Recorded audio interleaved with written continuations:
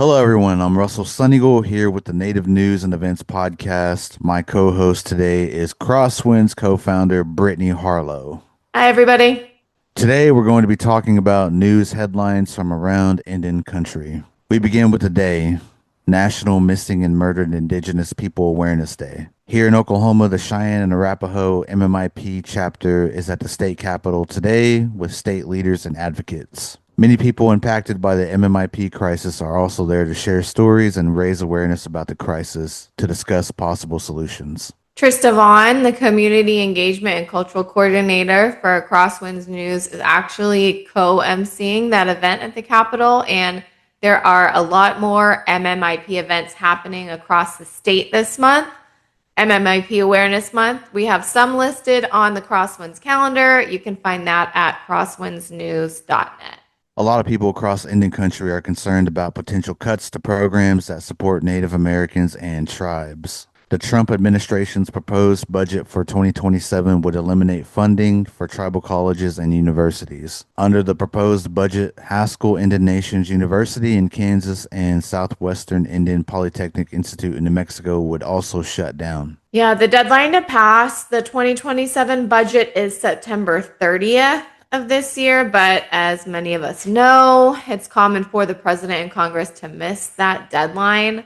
The U.S. Department of the Interior will have a Tribal Interior Budget Council consultation later this month on the 19th and 20th in Washington for input for 2028, but obviously that 2027 budget, a really big concern for a lot of people.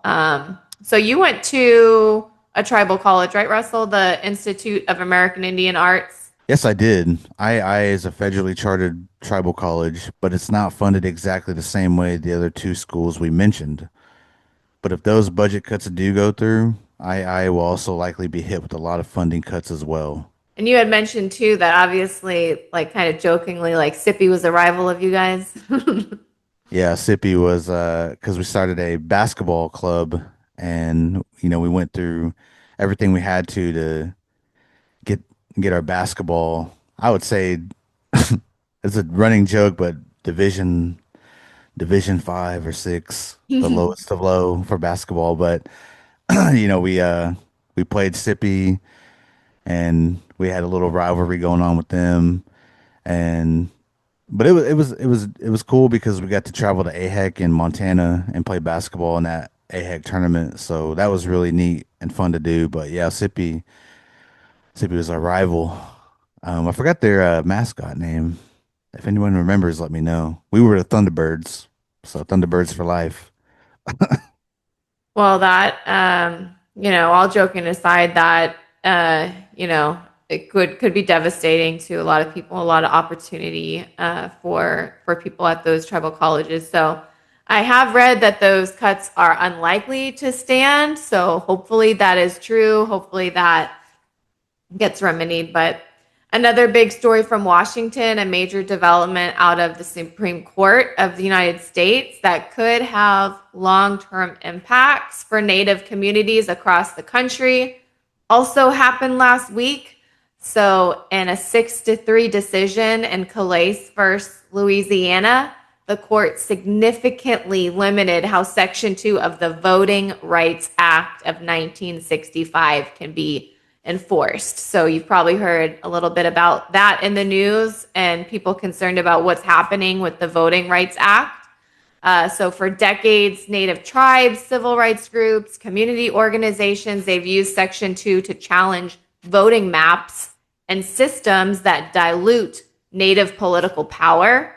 So these cases helped ensure fair representation, especially in places where Native communities are split across districts or they're underrepresented. But under this new ruling, those groups could no longer bring those cases themselves. So instead, enforcement now largely falls to the federal government. And we all know how that goes sometimes. Historically, many of these cases were brought by organizations on the ground, groups like the Native American Rights Fund, not federal agencies. So for Native communities, especially in rural areas or across tribal lands, this removes one of the most important tools they've had to protect their political voice. And when representation is weakened, it doesn't stop at elections. It impacts access to resources, infrastructure, healthcare, and decision making at every level. We'll continue to follow what this means for Oklahoma and Indian country and what, if anything, comes next. We do have some positive news for listeners. The Indian Girls Book Club will be kicking off an Oklahoma Book Fest on May 18th. What's going on with that, Russell? Very exciting. Stops will include Oklahoma City, Tahlequah, Okmulgee, Durant, Ada, and Kiowa, Comanche, and Apache territory. The book fest will focus on storytelling, literacy, and community. Free books will be given out at the events. And on Saturday, May 23rd, there will be a book fest powwow at the Kiowa Tribal Dance Grounds. There will be educators, dancers, and vendors at the event. You can follow the Indian Girls Book Club Instagram page for more information. And big community news here in Tulsa, the Indian Healthcare Resource Center, IHCRC, they are going to be celebrating their 50th anniversary at the end of the month. So they're going to be having their annual Dance of the Two Moons benefit on May 30th at River Spirit Casino and Resort, raising funds to support IHCRC. Last year, Dance of the Moons raised over $200,000. Tickets are still available, and more information on that can be found on the Crosswinds calendar. And we're also working on a story about that event and this huge 50-year milestone. Crosswinds, of course, we love IHCRC. We partner with a lot of different things with them, and we're actually a sponsor for this year's event. So you'll catch several of the Crosswinds news team there, and we are really looking forward to it. And that's everything we have for this Native News update. We hope this segment of Native News and Events podcast was valuable to you. We will be continuing to test new segments over the next 2 months, including a segment called Crosswinds Open Mic. Woohoo! Exciting. I'm excited for this. If you have a question, we want to answer it. If you want to give a shout out, we want to share it. And if you got some news, we want to hear it.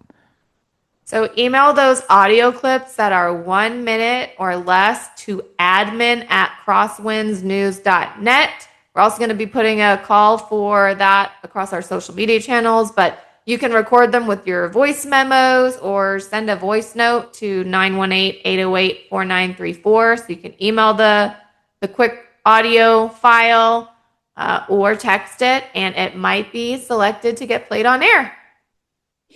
Man, that's exciting. I'm looking forward to hearing what voice memos we get. But thanks again for listening, everyone. We'll catch you back here in 2 weeks for the next segment. Bye. Bye. Bye bye.